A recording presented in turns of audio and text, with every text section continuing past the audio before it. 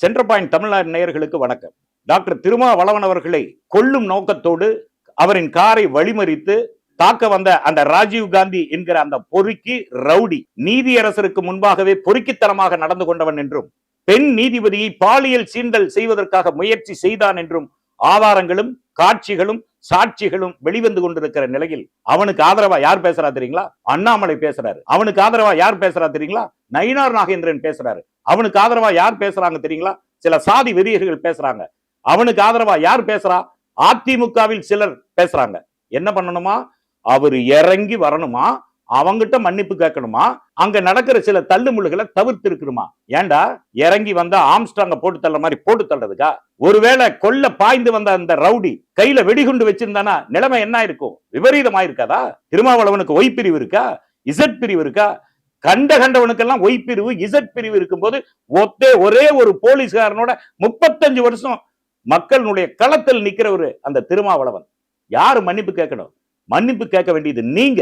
ஆயிரம் உயிர்கள் பலியாயிட்டு இருக்கே, அதை பத்தி நீங்க என்ன நினைக்கிறீங்கன்னு மோடி கிட்ட கேட்டப்ப கார்ல போயிட்டு இருக்கோம், அதுல நாய்கள் அடிபடுது, அதுக்காக நான் மன்னிப்பு கேட்க முடியுமான்னு கேட்டாரே மோடி. அவரை கண்டிச்சு என்னைக்காவது நீங்க மன்னிப்பு கேட்கணும்னு சொல்லிருக்கீங்களா? உங்க ஆட்சியில 6000க்கும் மேற்பட்ட விவசாயிகள் தற்கொலை பண்ணி செத்து போனாங்களே, அதுக்கு காரணம் மோடி தான். மன்னிப்பு கேளுங்க மோடின்னு நீங்க கேட்டிருக்கீங்களா? பகல்காம்ல 27 உயிர்களை தீவிரவாதிகள் சுட்டு கொன்னாங்களே, அதுக்கு காரணம் மோடி. உங்க ஆளியா? உங்க ஆள் மோடி. மன்னிப்பு கேட்கணும்னு அவங்க சார்பா நீங்க மன்னிப்பு கேட்டிருக்கீங்களா? இன்னைக்கும் லடாக்ல உரிமைக்காக போராடிட்டு இருக்கிற இளைஞர்களை சுட்டு கொள்றாங்களே, கண்ணீர் புகை கொண்டு வீசுறாங்களே, அதுக்கு காரணமானவங்க மன்னிப்பு கேட்கணும்னு நீங்க கேட்டது உண்டா? மணிப்பூர்ல இத்தனை உயிர்கள் பலியா இருக்கு, 3 பெண்களை அம்மனமா இழுத்துட்டு போனாங்களே, அதற்கு மன்னிப்பு கேட்கணும்னு நீங்க கேட்டது உண்டா? தூத்துக்குடியில பட்டப்பகல்ல 13 பேரை சுட்டு கொண்டதுக்கு காரணம் எடப்பாடி. அந்த எடப்பாடி மன்னிப்பு கேட்கணும்னு நீங்க கேட்டது உண்டா?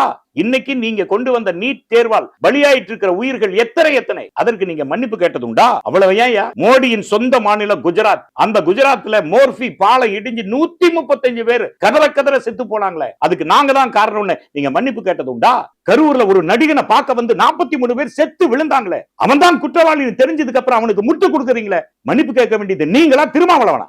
இத்தனை கொடுமைகள் இந்த நாட்டில் நடந்துட்டு இருக்கு, ஒண்ணுக்காவது நீங்க மன்னிப்பு கேட்டது உண்டா?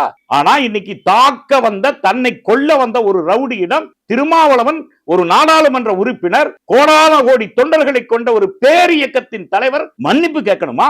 எதுக்கு மன்னிப்பு கேட்கணும்? மன்னிப்பு கேட்க வேண்டியது நீங்க.